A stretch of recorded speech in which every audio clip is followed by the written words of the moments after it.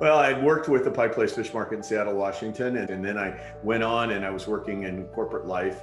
And all of a sudden, the Pike Place Fish Market just blew up. And there was this fabulous book called Fish and the Fish video, and it was just the whole thing. And if you look at the first Fish book, it talks a lot about choose your attitude, make their day, a lot of interesting psychological principles, which were kind of the output, but not the process.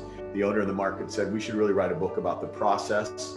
And he and I together wrote the book about what he did to create the Pike Place Fish Market. Yeah, I was very confused. You know, we got this grande that's really a medium, and what is a venti anyway? And this Italian bartender name for the coffee maker, and so it was definitely a different world than what I was used to. And I think at the time, Roger, when you and I were kind of talking about this, and you were looking to approach Starbucks around it, Starbucks did not have a mindset around customer loyalty. They had a mindset around customer experience. In other words, they wanted to envelop the customer in an emotional environment that was very nurturing, that was this kind of special, familiar place between work and home.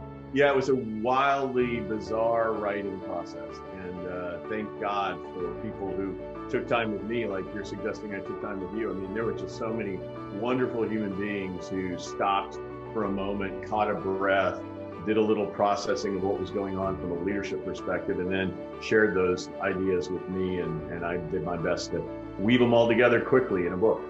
And then from there, as they say, it's history.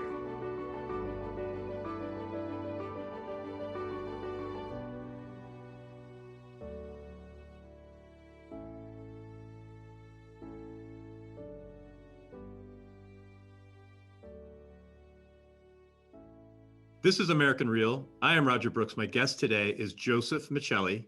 You are an internationally sought after speaker, author, and organizational consultant who transfers your knowledge and exceptional business practices in ways that develop joyful and productive workplaces with a focus on customer experience. Your insights encourage leaders and frontline workers to grow and invest passionately in all aspects of their lives. You're also a Wall Street Journal, USA Today, Publishers Weekly, Nielsen Bookscan, and New York Times #1 bestselling author. Your latest book is Stronger Through Adversity: World-Class Leaders Share Pandemic-Tested Lessons on Thriving During the Toughest Challenges. Joseph, it's my honor. Welcome to the show. Hey, Roger, thank you. I know you can't imagine that you left out an important detail in my introduction, given how elaborate it was, but I'm also a huge fan of yours, and that should have gone to the lead line. I appreciate that very much. And I wanted to save this for while we were rolling, but I don't know if you remember, but you, at the time you wrote your Starbucks book back in, I think it was around 2006, is that right? Yeah, don't date us both. I know. But I reached out to you because at that time I was in the customer loyalty space, and we were actually trying to earn Starbucks business. And you replied to me, and that actually propelled my interest and career in writing. So I want to thank you for that. First, well, I didn't know that I got, I don't know that I get too much credit for it, but if that did it, I'll take all the credit in the world. Look, thank God you went that way. And I'll tell you, it was yourself and it was Jeffrey Gittimer, because I was in the sales world. So the two of you, and this is what I love about these podcasts, because we could talk about some of these things that happen in our lives that we normally wouldn't talk about. And especially to be able to, have some time with you. I also was able to interview Jeffrey. So for me, it's really special. I'm not just saying I remember his little red selling book, and I met him in those same days, right? So absolutely. It's a small and wonderful world out there. Yeah, so I appreciate it. And then we did meet once in the Orlando airport. I stopped you. This was probably 2009, 2010. You were very generous. I think you were heading back home or something, but we did meet in person. But it's really great to have you on the show. And I cannot wait to get into this because, first of all, I'm just so impressed by how quickly you put this together.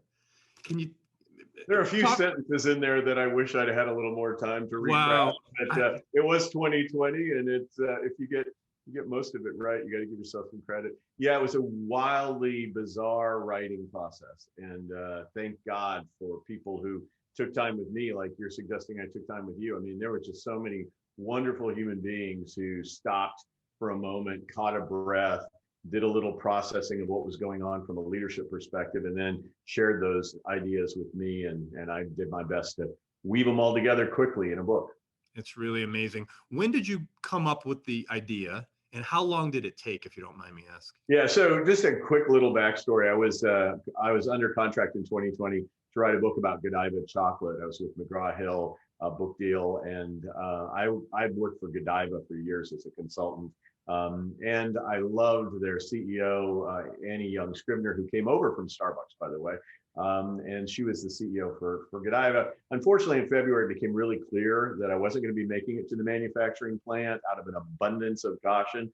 And other things were going to become problematic, like going and working a lot in the cafes in New York City. So it was about March, early March, when I was on these task forces for my other clients, and plenty of them, trying to figure out how are we going to keep customers, how are we going to keep the lights on. And as I was in those task forces, I was watching these leaders approach this crisis of our time very differently. Some were still clinging to participatory management approaches, for example, and trying to get everybody's feedback before they made a decision. And lo and behold, they were, boom, things had passed them by the time they could even convene a meeting. There were others that were seat of the pants leaders. They were just kind of like, we don't have any data, but let's try something. And so I was struck by the diversity of approaches to this, and started to talk to the leaders that I was close to and said, how are you trying to get your arms around it? What are your insights? What are your mistakes? And they were kind enough to introduce me to others and others and others. And 140 leaders later, in about 6 months of writing time, maybe 5 months of writing time, full time, 20 hours a day between interviewing and writing, we had the book out. Wow. So after the Godiva situation, is that when you made the decision, I have an opportunity here to kind of write it as we go through this? Yeah, so I was trying to go, what am I going to tell McGraw-Hill? There was that. Right. And I was also really struck by what I was learning in vivo in the crisis, right? And so it just came to me, maybe we should capture these insights and try to give a template for the next generation of leaders. Hopefully it won't be another pandemic, but whatever the challenges that we face in leadership, how do we approach them with the wisdom that was emerging from the pandemic? Ex-heavyweight champion Mike Tyson said, "Everybody has a plan until they get punched in the mouth." That's how you opened your book, Joseph. What is it about that quote that made you start that way? Because it had obviously a lot of punch, a lot of impact right from that first sentence. Yeah, I think, he's not my normal go-to quote maker. And obviously he's got a lot of baggage attached to him. So it was a little bit of an emotional, moral courage to trust the reader, to not get lost in all that and really just let that roll over you, right? And the reality was this was the most ubiquitous punch we all took. Some others might have put it that we were all on different boats, but in the same, torrent sea, right? And the reality was we did take a punch in our mouth, and we all had plans. If you look back to December 2019, going into January 2020, our strategic plans were sound and solid and cogent, and we were in love with them. By March, they were of no relevance for many businesses, and we were desperate to figure out what to do in the absence of that piece of paper that we had dedicated so much resource to. Yeah, and I tell you, as I said, the way it started out, and I actually thought about that, like that was interesting to choose Mike Tyson for that quote, but it totally makes sense. But I also wanted to mention something that I typically would never talk about, and that is your acknowledgments page.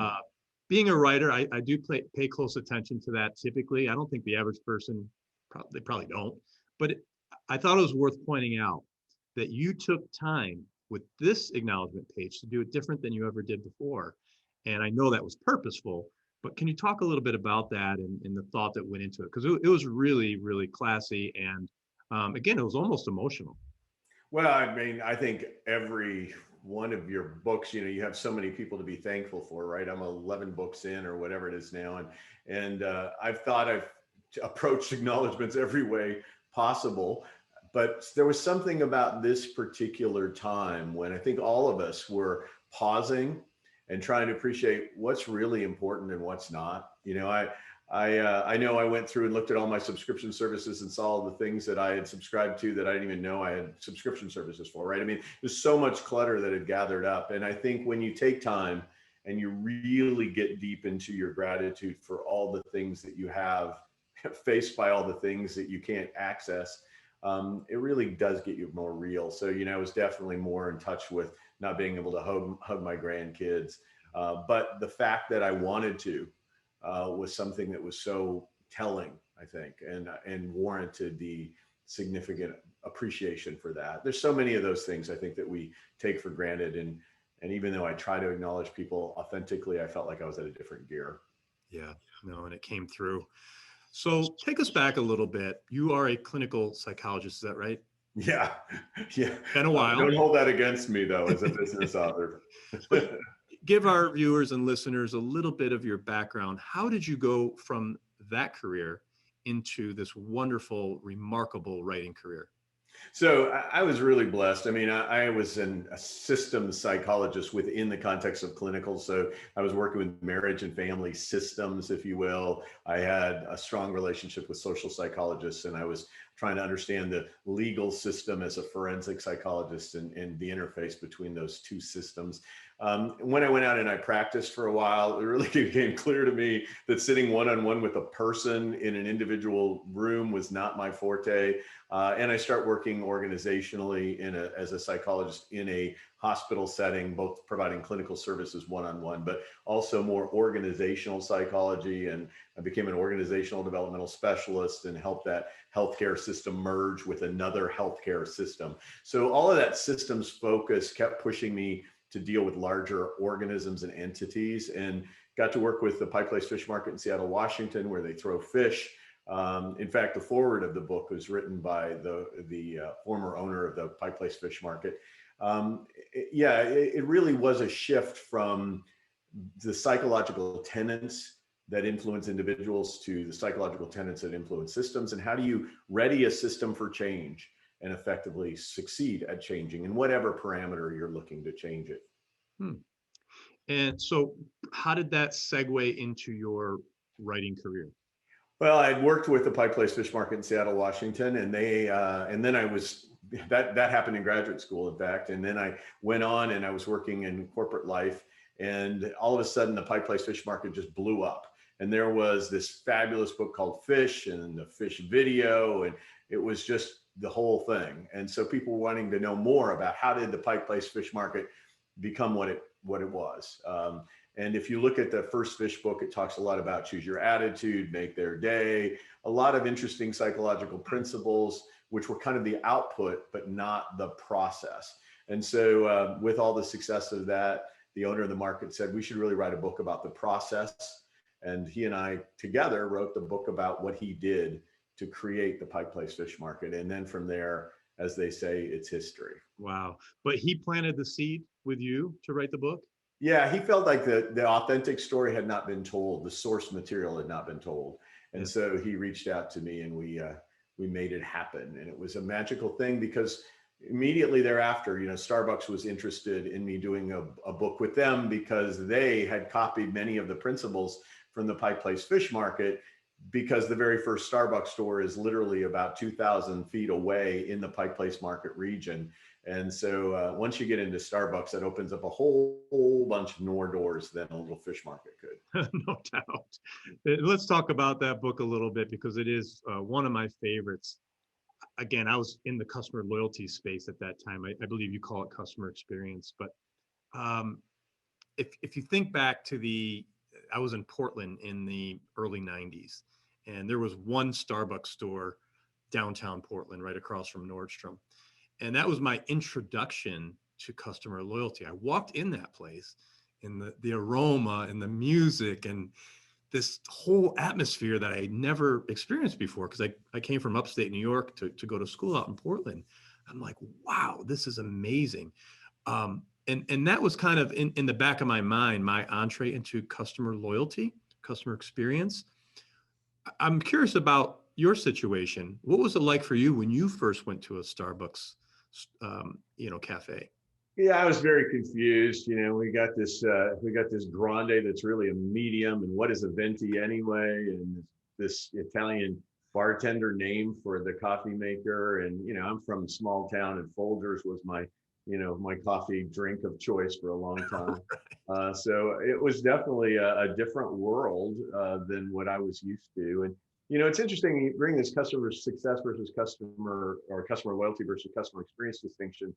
I think at the time, Roger, when you and I were kind of talking about this and you were looking to approach Starbucks around it, Starbucks did not have a mindset around customer loyalty. They had a mindset around customer experience. In other words, they wanted to envelop the customer in an emotional environment that was very nurturing, that was this kind of special, familiar place between work and home.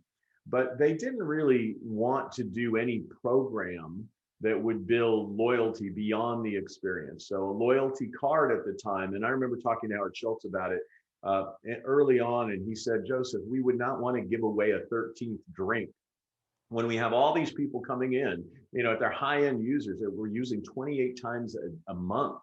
We don't want to dissuade them and down price our product to 1/13 of its value, right? So if we gave the 13th away. And I just remember going, Howard, this can't possibly last forever. And he said, no, we're not going to do it. And so it's really ironic that not only were you kind of ahead of your time in some of your suggestions to Starbucks, but that then they adopted their loyalty program and had to revise it several times thereafter, because I don't think they probably designed it as well coming out of the chutes as they needed to. It's so interesting you mentioned that, and I wasn't planning to talk about it. I actually told the story to our son last night at dinner, that at that time, that's very time, I had sent a proposal to Starbucks, and instead of the stars, we had beans. So every time you'd come in, you'd earn another bean, and we basically laid out the program for them. But to your point, it was a little bit ahead of its time. I'm actually A honored. little. It was hugely ahead of its time. I mean, Howard Schultz, who normally, in all due respect, is visionary beyond belief. Like, I was privy to a conversation he had around, we're going to have a tall blonde one day at Starbucks. Like he knew they needed to move into the blonde space, and that would be the name of their breakfast blend, or their breakfast offering. To me, it was crazy that he had that kind of vision. And I said breakfast, but I meant afternoon drink offering. Yeah, it's crazy how visionary he was. But when it came to a loyalty program, a loyalty card, beans or stars or otherwise, he just wasn't there. And then when they did it, they made mistakes that I bet weren't in your proposal. For example, Right.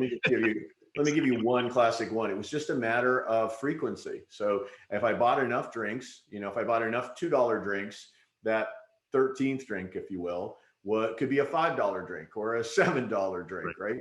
So it was not based on spend, it was based on frequency of use. And so that had to be modified in several revisions of the loyalty program. Exactly. Well, it's fun to talk about those old times, because it's great to see that Starbucks is continuing to thrive. And I'm sure with your relationship with them, it's been, just a wonderful ride. But they'd have been so much farther ahead, Roger, if they just listened to you. That's what I'm trying to get at. Thank you. You made my day. So, Joseph, let's get into this a little bit deeper. I chose a couple of chapters that I thought that stood out to me. I have not had a chance to read the entire book yet, but it's barely out. So thank you for reading any of it. It's barely out. Barnes and Noble was hustling to get it to me before today, but I like this. Chapter 2, put your mask on first. You talk about being selfless, and the impact of that. Can you get into this chapter a little bit? Give people a flavor of what to expect. Yeah, I got to be very careful. The word mask connotes a whole different controversy these days. So I'm not talking about face coverings. That's for politicians and the health experts to talk about that. I'm talking about the symbolic nature of the mask that descends in an emergency during a flight, and how the flight safety crew tells us that we should place that on ourselves before we put it on someone who's traveling with us, maybe a minor. So yeah, really the bottom line is I was talking to people, leaders who were telling me there's so much writing on this. I've got, Stephanie Linnartz, who's who's a president for Marriott, said, Joseph, when am I supposed to sleep? When I've got to think about all of the layoffs ahead and how to do that with grace and dignity and respect. The mission is so big right now. When am I supposed to sleep? Or Stacy Salvi from Fitbit, an executive there, who said, it's bad when you're a Fitbit executive and you realize you haven't gotten up until your Fitbit tells you that you gotta, you're not even adhering to the core principles of self-care that your product is designed to help people, do. So, I think we really saw leaders who forgot that there was no team if they could not take care of themselves to fight that battle. Stay with, Tyson's analogy, to be around for the later rounds. You couldn't be around for the later rounds if you took the hit and went down because you were not caring for yourself. Right. How were you able to put chapters to the different people that you brought on? So you had 140, right? Oh gosh, don't bring back this trauma. The organization of that. Yeah, no, this was not fun. I mean, I love writing and I love assembling. I think of myself much more as an assembler than a writer. Thoreau is a writer. He woke up in the morning, he had to write. That's not me. I'm a guy who loves seeing great things in the world and then trying to grab pieces of it, synthesize it, curate it, and make it accessible. That's my thing. The problem was there was so much coming at me, but it was the same was true for leaders as it was for me as a writer. I think it's interesting how 2020 was emulated in what I had to process to write. So literally, I was arranging interviews and I was writing. So let's say we finished that chapter you just referenced, and all of a sudden now I interviewed you, Roger, and then you told me something fabulous about self-care. Well, now I got to go and go, that was so much better than everything I already have in the self-care chapter. So I got to go pull something out of there and replace it with Roger, right? And not that I would have begrudged it. It was just that constant sort of, it's never done. Like, I think I've got it. And then some brilliance comes through that I have to bump. And then did I bump that person completely out of the book? I don't want to do that. They took the time. I got to go back in now and look at everything they said in that interview and find the next best thing. And where can I position it? It was, I make it sound so terrible, but what a great problem to have. No, and I was going to say, it's really an honor, I think, is the best way for me to describe it, what you did, because you honored the moment of that. And it's really, that's leadership, right? That's, if you didn't honor that, then the reader wouldn't have had it. The person who said it wouldn't have been. So that in itself must have been fulfilling for you to be able to, although it was grueling, be able to really orchestrate it in such a way. And I'm sure you wish you had more time, but that you put the pieces where they belong.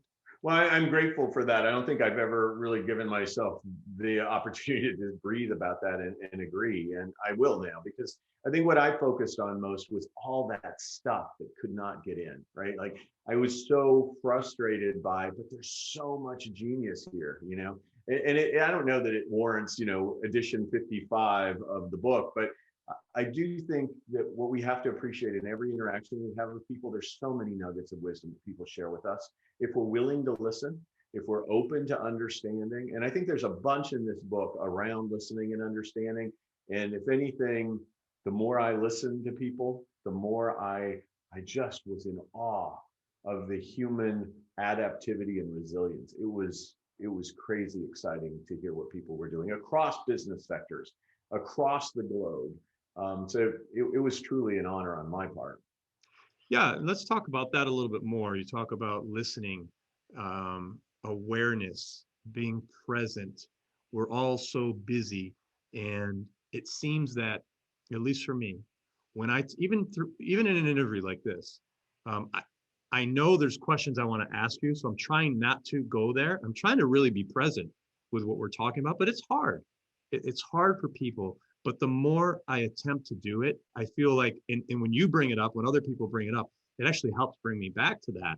But talk about the importance of leadership with listening, being aware, being present in general, not being on your phone when someone's, in your office talking to you, really listening to people in their words.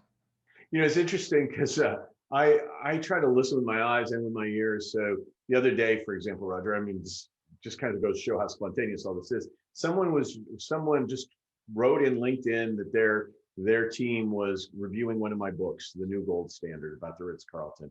And they just wrote that as a post. And I simply wrote and I said, wow, thank you very much for doing that. I'd love to learn what you're gaining from it or how I could have made it better. And they wrote me back and I listened a little to that. And I said, I'll tell you what, I would love to just pop in on your book club if you ever want me to, because I would love to learn and listen more. By the time it was all over, not only had I popped in on their book club, but the leader of that organization had asked me if I might consider doing some consulting for them.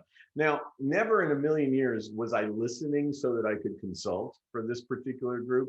I was listening to learn. And I think it's in that taking an interest in others that you become interesting to others or you become valuable to others. So to me, I saw it with leaders all the time.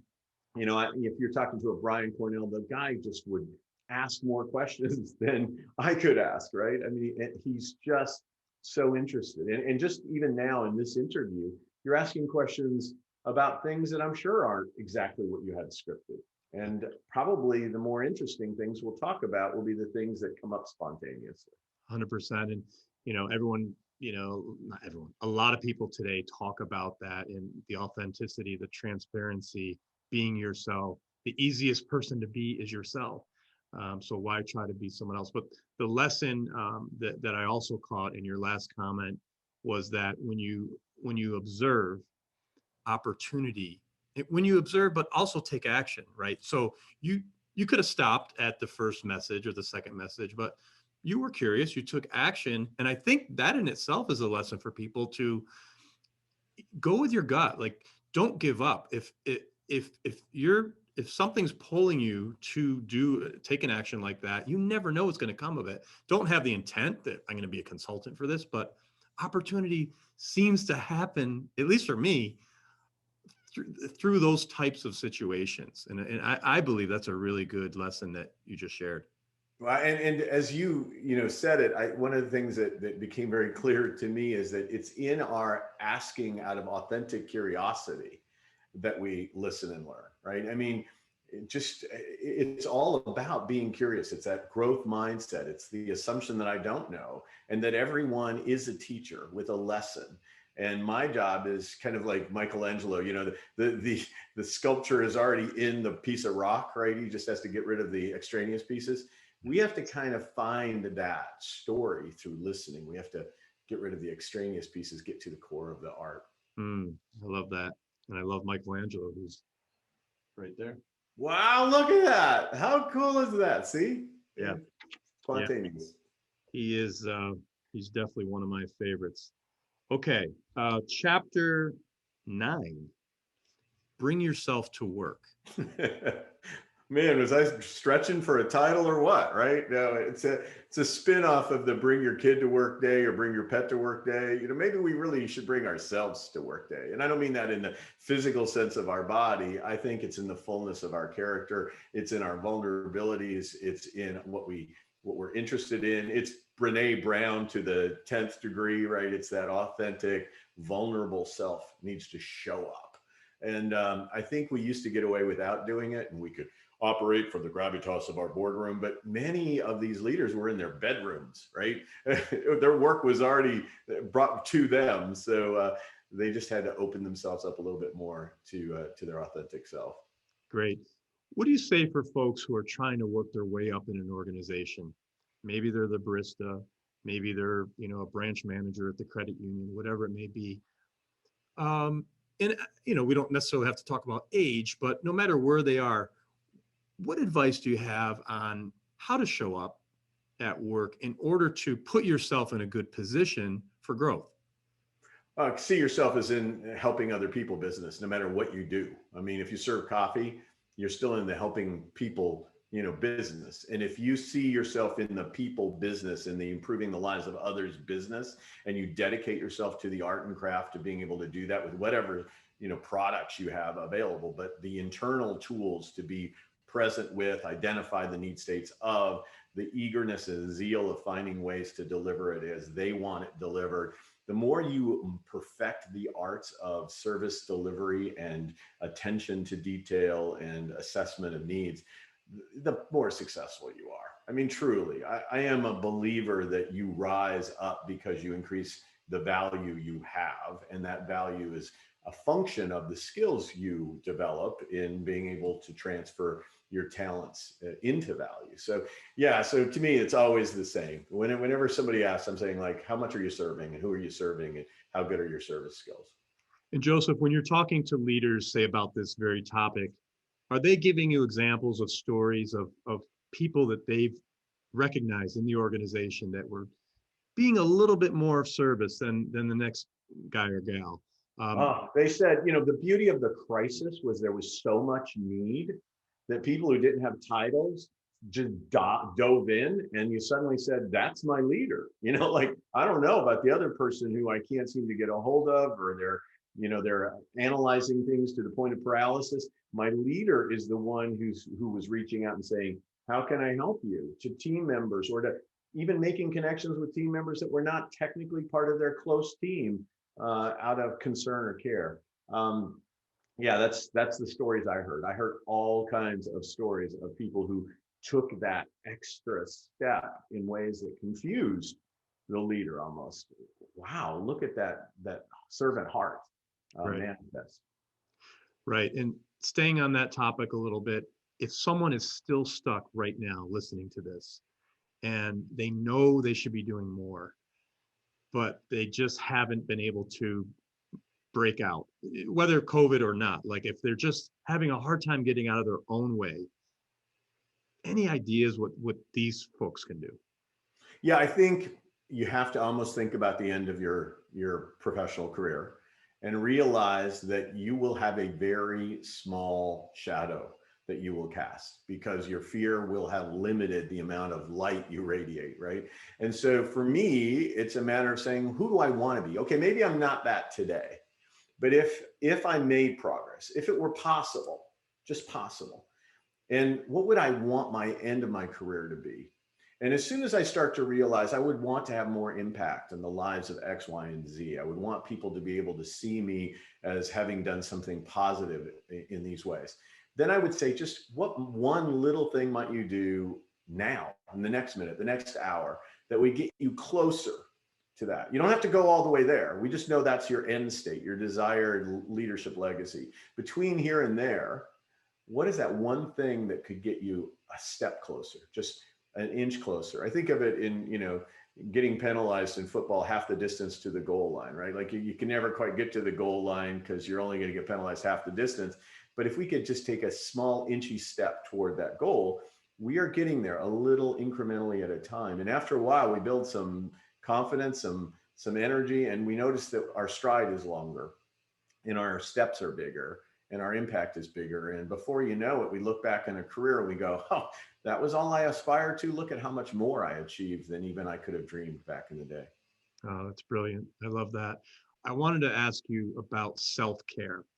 How does that play? So again, I'm just trying to go through some of these scenarios because you have so much experience talking to all these leaders and wonderful, books that you've written. We're trying to help people here. Like, what if someone's not taking care of themselves first, how can you be a leader, right? I mean, does that come up in your discussions with leaders? Are they all taking care of them? It goes back to the mask. You got to put that on yourself first before you could help someone else on an airplane. God forbid there's something happening. Well, and I'll tell you, I mean, I on one hand say take care of yourself, and then I admit to working 20 hours a day writing this book, right? So let me just talk about my hypocrisy before Okay. I get very far into this. Right? I think all of us as leaders lose our perspective on self-care at times. Sometimes we lose our perspective on caring for others, and we get very lost in our own egos and our own desire to be acknowledged for our accomplishments as opposed to our life balance. So there are a lot of challenges inside of the head of a leader. Some of that is there because our parents kind of communicated to us that we have to prove our worth each and every day, and there is no time for idle recreation, right? We have to be on the grindstone. Other times, we have been raised by people who have big egos who say to us that we need to dominate and achieve at the expense of others. So there's a lot, I think, that we all have to be self-aware, right? And if you don't have self-awareness, you can't even build an action plan to try to keep your life moving in a way that makes you more successful tomorrow, and elevates the lives of others in the process. So to me, it isn't like, we're always self-caring and we're always in balance. We are on a journey that causes us sometimes to go too far, and we have to hit the pause button and retreat and realign and move forward. But I think what I see anyway is that I'm much more aware now when I start crossing into the danger zone. Sometimes I listen, sometimes I go too far in, and then I have to pull back out. But if you're, as a leader, don't even know it, then you got big problems. And if you haven't developed a community around you that will help call that to your attention when you otherwise are blind to it, then you have other problems. And I think we have a whole section in the book about, reaching out, getting off your islands, the John Donne poem that no man is an island. I kind of rephrase it to make it less gender specific. No person is an island unto themselves.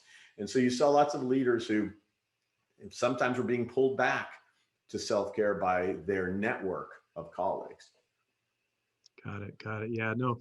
And again, that answer, I didn't expect you to say that, but it's very real. Like I try as well to better myself, listen to a podcast, read a book, but there's days or weeks, like when I was finishing my last book, I was just absorbed. And then, like, okay, that project's done. Let me get back on the train and do it. So yeah, I appreciate that very honest answer, because that's life. No one's in that I know of zone every single day, day in, day out. But if you're better than you were 5 years ago, right? Like, I know I am better. 5 years ago, I was way crazed about work. Now I'm just crazed about work. Right. In a good way. In a good way. Yes. Okay. There was one more chapter here. By the way, folks, you have to grab this book. I'm going to show you again. Stronger Through Adversity. I picked it up at Barnes and Noble.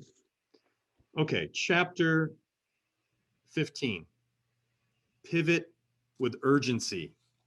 I love this. Yeah, gosh, not only were your plans of no value when you got punched in the mouth, if you were unable to move your organization in the direction of priorities with speed, you were done. So a lot of organizations that hadn't invested in technology couldn't make the pivots as quickly as those that had already done the foundational work. But you had to get your people very clear that in order for us to survive, here are our top 3 or 4 things we absolutely need to do. I'm going to get out of your way. I'm going to provide you the resources. I think leading is always about creating the vision of the urgency, right? In this case, along with making sure that you either enable or you at least don't impede the progress of those you're asking to help you get there. And so the innovation that I saw from organizations and leaders inspiring at this last year was remarkable. Are there any companies that you know of personally that didn't make it? Yes, none that I've worked for, thank God. I mean, I really, truly was worried. But yes, there are several businesses that my colleagues of mine work for that do not exist today. They're mostly mid-sized companies, but suffice it to say, those leaders, their managers, and their frontline workers are all either unemployed or absorbed by others that did thrive. And in those examples that you know of and just gave, were any of those lost due to lack of leadership? Yeah, I think one in particular, what had happened for the organization is that this leader had always been autocratic. Let me just be really clear. We're talking in a time when there's a lot of political unrest around leadership. So everything I am saying has no application to politics. I mean, that's not my thing. And in fact, we didn't interview political leaders for this book because I think there's an overlay of self-preservation or electability or a variety of other things that I was not getting at. This particular leader, in a business sense, did not care about anything other than being right. And when they were wrong, as many of us have been throughout the pandemic over and over again, they did not reach out to others to get input, advice. They didn't listen to their teams that were closer to the ground on it. And invariably, they ran their organization right into the wall that COVID was. And it sounds like they stayed on that island Yeah. intentionally. Yeah. Yeah. Righteousness is a powerful force, and they were more interested in that, which is really ironic, because I think one of the things we talk a lot about in 2020 is a lot of people said, I don't know. And a lot of people said, I'm wrong. Jeff Daly is one of my favorites in this book. He's the CEO of Farmers Insurance. And he said to me, Joseph, when my leadership team came to me and said, we're not going to be traveling as much, we can give premiums back to auto insured. I said to them, hey, you're right, but let's keep some of those premiums just to shore up the coffers. We're in good shape, but I really don't know how long it's going to last. Mm-hmm. Next week, USAA comes out with a rebate to their auto insured, and he was a fast follower. And he immediately said to me, Joseph, I was wrong. I was wrong. And I told my leadership team I was wrong. And then I told my entire organization I was wrong. I should have listened to my team. We should have taken care of our customers. Everything else would have been okay. I'm glad we fast followed, but I was wrong. Well, his net promoter score, his internal net promoter score. So if you know net promoter, it's when customers, will they refer you? The employee net promoter is, will you refer Farmers Insurance to your friends and colleagues if they're looking for a job? His employee net promoter score went up greatly, as did their productivity after that admission. I think that the guy who I'm talking about is the contrast, never said he was wrong, never admitted to any shortcomings, and never solicited input with an open, curious mind, bringing it all around. See how I did that? With an open, curious mind. And so again, true leaders admit when they're wrong. Yes, including working too much, or all of the things that we need to role model for others, to tell them that. Okay, so I know this book was chaotic, probably unlike any other book you've written. I'm sure I could say that easily. What was your favorite part about it? It's a really weird part. I wrote a chapter called, Move Front, Middle, Back. And it's kind of weird, because it was the first time I ever remember using a metaphor from the animal world to describe human leadership behavior. And it was one of my favorites. It's like, I don't know where this came from, but I was thinking about wild horse herds, and somehow I remembered that there was this alpha sire that, that would be in the back of the herd, and the alpha mare, she would be in the front of the herd, and that there was a lot of horses that shaped the herd behavior. And I started thinking, wow, this is really a metaphor for great leadership in an adaptive time, in that we don't have three designated roles for leaders. We have to glide from the front to the back to the rear. Sometimes we have to create the vision and say, follow me, like the mare does. Sometimes we have to be in the back and kind of nudge people along and say, kind of speed up a little bit, there's danger behind us. And sometimes we just need to fall into the pack and never ask our teams to do anything we aren't willing to do. And I'd gotten enough examples of all those things that this metaphor seemed to work. And I'm like, wow, it's one of my favorites. Now I think I'm going to write books about animals. That's what I do. I love it. But that brings me to, actually, I'm so glad you mentioned that, because I help people write books, their first book. I'm just passionate about, I wasn't trained to do so. I've done it a few times. So I have my method as you have your method. And to me, there's just so much gratification helping someone get that done, because I know what it did for me. Anyway, one of the things I talk about, which one of my writing coaches taught me, was something he called the creative unconscious. And that is, as a writer, or as any artist, or anyone for that matter, our minds, our unconscious mind will work with our conscious mind to give us ideas, thoughts, examples like you just gave that went into your book about the herd. Is that something you think about? Is that something you believe in? Again, it's just a curiosity question. Didn't have it planned today. Well, first, I just want to say, I think you are really, I know your value in helping people write books. So I think you think about this a lot more than I do. And I would rely on your insights on this far more than I. I do know that I can overthink things, and that there are times I just need to step away.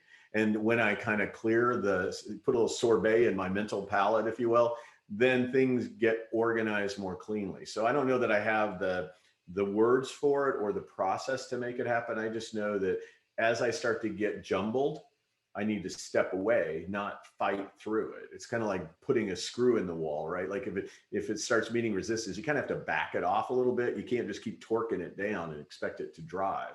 Right.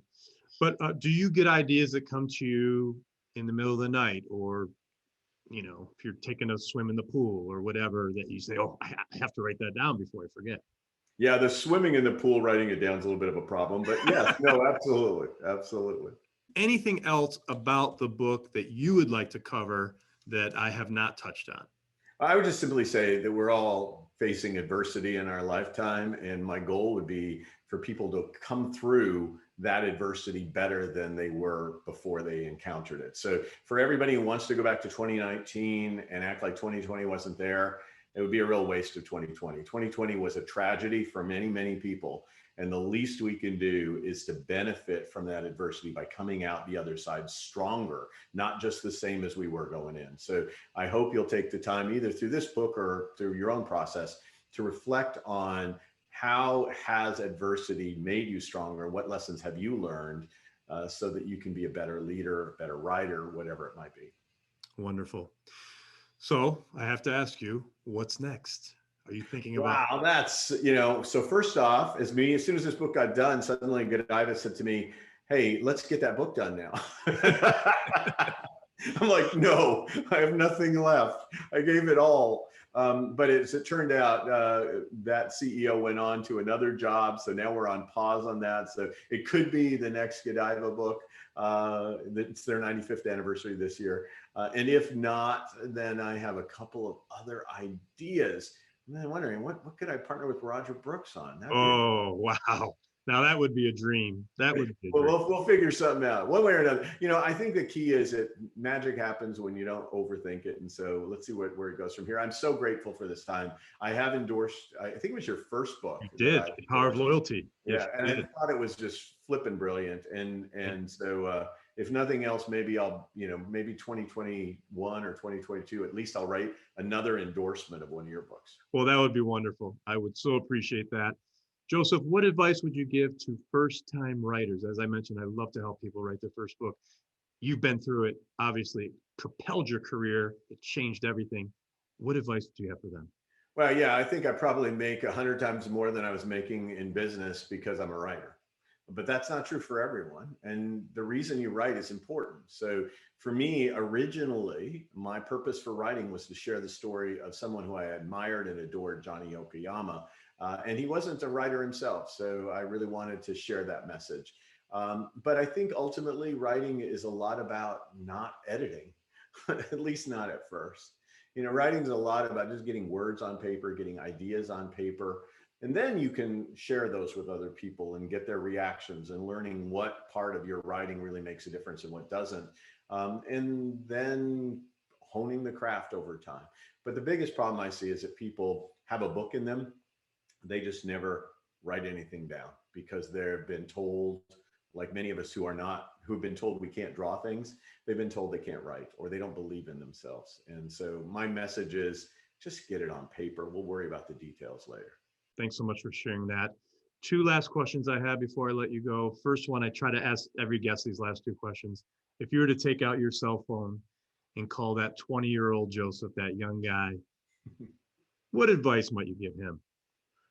Yeah, I think that guy was pretty lost in his head of ideas and probably was missing the humanity of life around him. So yeah, I think it's get out of yourself and get out of your ideas and stop trying to be so cool and let's just connect with people and the rest will work itself out. I could relate to that. And Joseph, last question. At the end of the day, you still have a lot of work to do. But at the end of the day, what do you want your legacy to be? What kind of mark do you want to leave here on this earth? Oh, and this is the easy question. The last one was pretty hard, but this one's pretty easy for me. I want them to say that he served those who served well.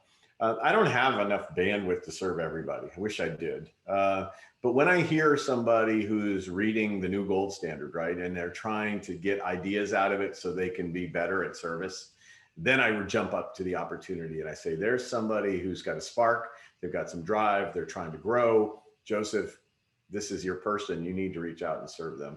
I hope that at the end of my career that people will say, hey, Roger, wanted to make the world better by creating a loyalty program that Starbucks could grab onto. And then I took the time. But I probably had missed as many of those opportunities as I've gotten. And so I just got to even be better. But I hope my legacy will be that he's someone who served those who served well. That's awesome. Well, I so look up to you. You have been a mentor from afar. I appreciate you coming on the show today. Welcome to the American Real family. If people want to reach you, best way is your website, josephmichelli.com.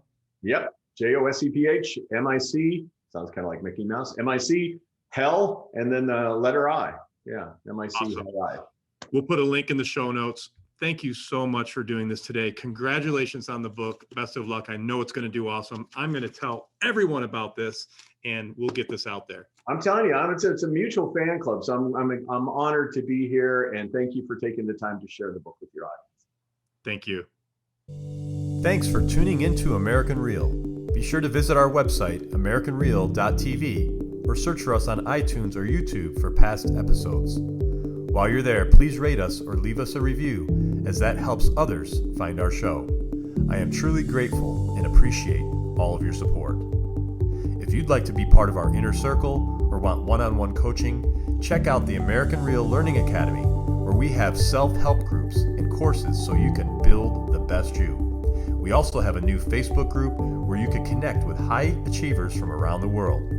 If you want to go even further, maybe you're determined to write your own book or launch your own podcast, contact me today to see if we could help. You can reach me through Instagram or Facebook, or email me directly at roger@americanreal.tv. Thanks for tuning in, and we'll see you next week.